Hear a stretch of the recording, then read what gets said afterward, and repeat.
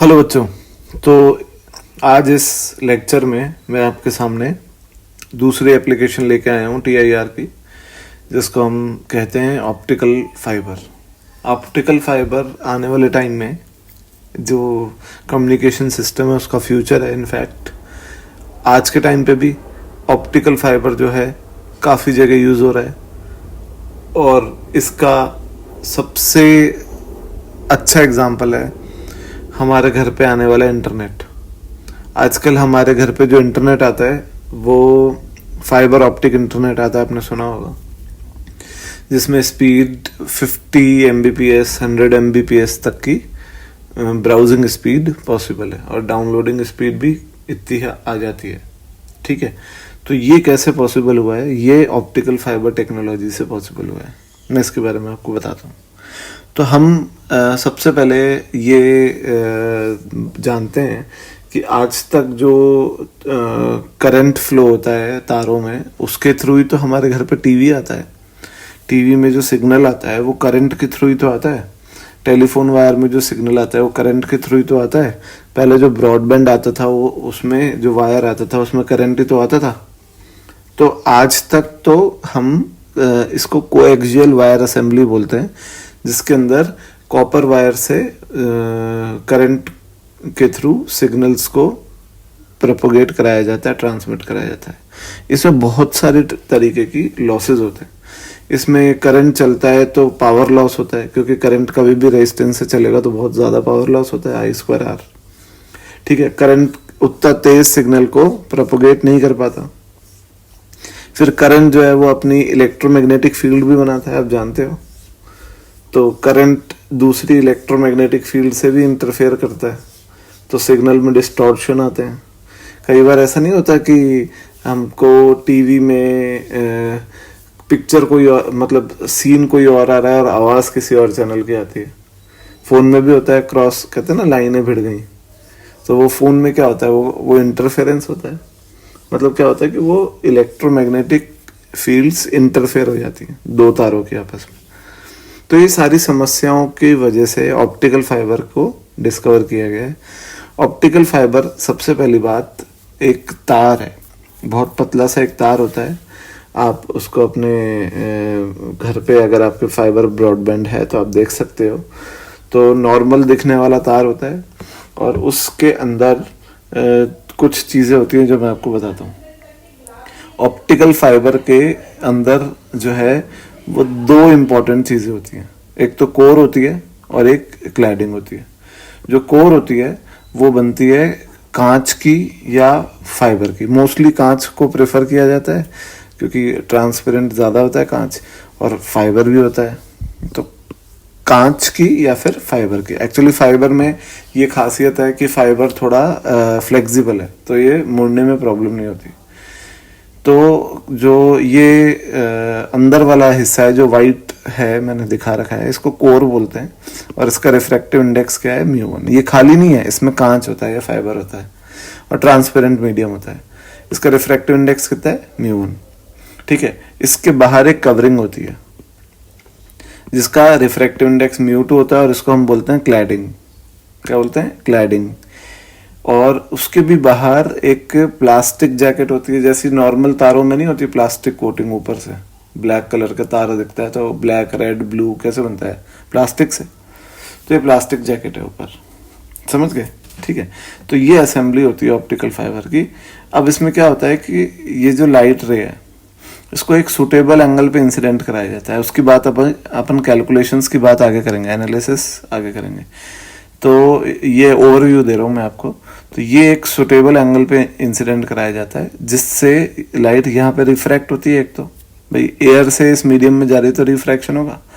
फिर यहाँ पे जब लाइट गिरती है तो ये लाइट का TIR होने लगता है, टोटल इंटरनल रिफ्लेक्शन। क्योंकि जो ये एंगल ऑफ इंसिडेंस है, ये सारे बराबर हैं। तो ये जो एंगल ऑफ इंसिडेंस होता है ये क्रिटिकल एंगल से बड़ा रखा जाता है। ये हम कैसे इसको वो करते हैं, क्या कहेंगे अपन, कंट्रोल करते हैं कि ये एंगल बड़ा रहे क्रिटिकल एंगल से, ये मैं आपसे आगे बात करूंगा।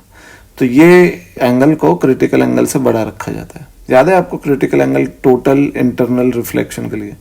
तो क्या होगा क्रिटिकल एंगल, दो कंडीशन होती थी वैसे तो TIR के लिए इंपॉर्टेंट, कि light should travel from denser medium to rarer medium. तो यहाँ पे डेंसर मीडियम कौन होना चाहिए? कोर। और रेयर कौन होना चाहिए? क्लैडिंग। तो जो रिफ्रैक्टिव इंडेक्स कोर का होता है ना, वो क्लैडिंग से ज्यादा होता है। समझ गए आप? हमेशा ध्यान रखना। दूसरी बात कि जो एंगल ऑफ इंसिडेंस है वो हमेशा क्रिटिकल एंगल से ज्यादा होगा, तभी तो TIR होगा। अब वो हम रखते हैं, वो हम कैसे कंट्रोल करते हैं कि वो एंगल ऑफ इंसिडेंस हमेशा क्रिटिकल से ज्यादा हो, तो ये आगे की बात है। फिलहाल जो ये अपन अगर लिखेंगे थीटा सी, साइन थीटा सी है ना, क्रिटिकल एंगल का साइन, तो वो कितना होगा याद है? साइन इनवर्स छोटा रिफ्रैक्टिव इंडेक्स अपॉन बड़ा रिफ्रैक्टिव इंडेक्स होता था क्रिटिकल एंगल। तो साइन थीटा सी कितना होगा? छोटा रिफ्रैक्टिव इंडेक्स अपॉन बड़ा रिफ्रैक्टिव इंडेक्स। छोटा रिफ्रैक्टिव इंडेक्स किसका है? क्लैडिंग का। बड़ा किसका है? कोर का। तो इस डायग्राम में क्लैडिंग का μ2 है और कोर का μ1 है। ठीक है बच्चों, तो इस तरीके से लाइट मल्टीपल TIR करती है, बहुत सारे रिफ्लेक्शन करती है ऐसे ऐसे, और चलती जाती है। क्लियर है? ठीक है। अब अगर मैंने एक डायग्राम और दिखाया है आपको कि अगर लाइट, ये हम इसको वायर को, फाइबर को मोड़ें तो लाइट किस तरीके से ट्रैवल करती है। देखो अगर मोड़ोगे तो लाइट के डिस्टेंस ट्रैवल्ड ज्यादा हो जाएगा। दिख रहा है? जो जहां पे रेडियस ऑफ कर्वेचर वायर का, इस फाइबर का कम है, वहां पे लाइट कम डिस्टेंस ट्रैवल कर रही है, फिर यहाँ ज्यादा कर रही है, ऐसे ऐसे। समझ गए आप? ये तो आप इसको मोड़ भी सकते हो, है ना, पर एकदम नहीं मोड़ सकते, क्योंकि एक हद तक ही मोड़ सकते हैं, क्योंकि फाइबर या ग्लास की जो कोर होती है वो क्रैक होने का डर होता है, और अगर ये कोर कहीं से भी क्रैक हो गई तो वहां से लाइट का लीकेज होने लगेगा, सिग्नल का लीकेज होने लगेगा, वो हम नहीं चाहते। ठीक है। और ये भी मैंने एक डायग्राम दिखाया है आपको रियलिस्टिक, जिसके अंदर ये कोर है, ये क्लैडिंग है और बाहर ये प्लास्टिक कोटिंग है। ठीक है। तो बेटा सबसे पहले optical fibre is a device which is used to transmit the signals, light signals which with high speed and minimum loss. ये बहुत हाई स्पीड से जो है सिग्नल्स को ट्रांसमिट करने के काम में आता है, और इसमें लॉस भी नहीं होता, क्योंकि ऑब्वियसली जो वो जूल्स इफेक्ट का लॉस है I²R, वो तो यहाँ पे नहीं होगा, क्योंकि यहाँ करंट तो है नहीं। तो एक वो सबसे बड़ी बचत हो गई हमारी।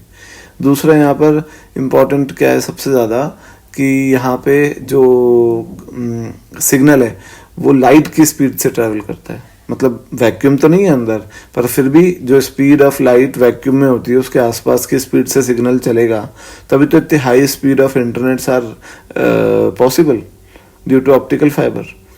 तो बेटा ये जो है, ये आपको ध्यान रखना है कि इसके दो एडवांटेजेस हैं सबसे बड़े, कि इसमें लॉसेस नहीं होता और इसके अंदर बहुत हाई स्पीड अटेन की जा सकती है सिग्नल ट्रांसमिशन की। और तीसरी बात यह है कि इसमें सिग्नल इंटरफेरेंस नहीं होते, क्योंकि इसमें क्या है कि इलेक्ट्रोमैग्नेटिक वेव्स इंटरफेयर नहीं करती हैं आपस में, इलेक्ट्रोमैग्नेटिक फील्ड्स। ये तो आपकी बात सही है कि आप सोच रहे होगे कि सर आपने बोला था कि करंट इलेक्ट्रोमैग्नेटिक फील्ड्स बनाता है, लाइट भी तो बनाती है, लाइट की तो इलेक्ट्रोमैग्नेटिक फील्ड होती ही है।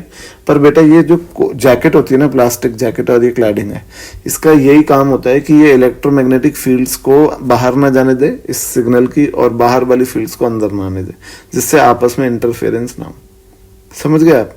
दूसरी बात कि यहाँ पर क्या होता है कि जो भी इंफॉर्मेशन सिग्नल है, जैसे मान लो कि हम कोई वीडियो कॉन्फ्रेंसिंग कर रहे हैं, तो वीडियो कॉन्फ्रेंसिंग में मैं जो भी बोल रहा हूँ या जो मेरे विजुअल्स हैं उनको हम एक LED में भेजते हैं, लाइट एमिटिंग डायोड, और वो LED क्या करती है, उस विजुअल्स से जो करंट सिग्नल आ रहे हैं और जो वॉइस सिग्नल आ रहे हैं, अब जो वॉइस सिग्नल है और जो विजुअल्स हैं, जो पिक्चर्स हैं, उनको करंट में किसने कन्वर्ट किया होगा? कैमरे ने आगे भेजा होगा। तो अब वो LED क्या कर रही है कि उन सिग्नल्स के प्रोपोर्शनल लाइट बना रही है, यानी वो करंट सिग्नल्स को LED ने किसमें कन्वर्ट कर दिया? लाइट सिग्नल्स में। तो लाइट सिग्नल्स में कन्वर्ट करके आगे ऑप्टिकल फाइबर में भेजती है, और ऑप्टिकल फाइबर उससे ट्रांसमिट करता है एक जगह से दूसरी जगह, और उधर वापस उसको डिकोड कर लिया जाता है, यानी लाइट सिग्नल्स को वापस एक फोटो डिटेक्टर के थ्रू करंट सिग्नल्स में कन्वर्ट कर लिया जाता है। अब ये फोटो डिटेक्टर और एलईडी आप आगे बढ़ोगे तो इसमें आप दिमाग ना लगाएं, ठीक है। तीसरी बात कि इसका प्रिंसिपल क्या है, वर्किंग प्रिंसिपल। इसका वर्किंग प्रिंसिपल है टोटल इंटरनल रिफ्लेक्शन, TIR। तो बच्चों ठीक है, मैं अगले लेक्चर में इसके बारे में न्यूमेरिकल्स की बात करूंगा, इसका एनालिसिस करेंगे अपन, तो वो अगले लेक्चर में आते हैं। और अभी काफ़ी अच्छे अच्छे मेरे को उसमें कमेंट्स आ रहे हैं कि सर आपके जो कंटेंट है वो काफ़ी यूनिक है और यूट्यूब पे ऐसा कंटेंट नहीं है। तो बेटा मैंने इसलिए ही इस चैनल का नाम रखा है यूनिक कंसेप्ट्स ऑफ फिजिक्स, और इसमें जो आपको कंटेंट मिलने वाला है वो रेयरली ही आपको अवेलेबल होगा।